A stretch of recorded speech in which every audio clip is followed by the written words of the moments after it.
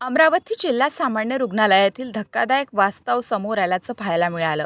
अत्यंत महत्त्वाच्या 2 वार्डाची जबाबदारी केवळ एका परिचारिकेवर टाकण्यात आल्याने रुग्णसेवेवर गंभीर परिणाम होत असल्याचं चित्र आहे.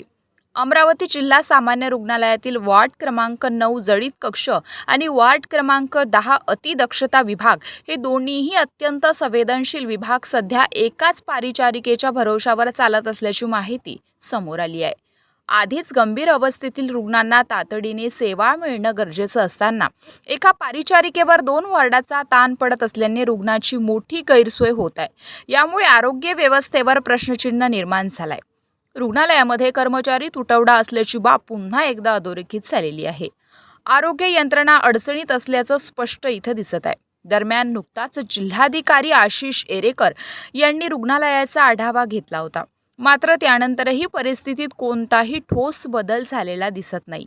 आता या गंभीर प्रश्नाकडे पालकमंत्री चंद्रशेखर बावनकुळे आणि खासदार बळवंत वानखडे लक्ष देणार का, असा सवाल नागरिकांकडून उपस्थित केला जातोय.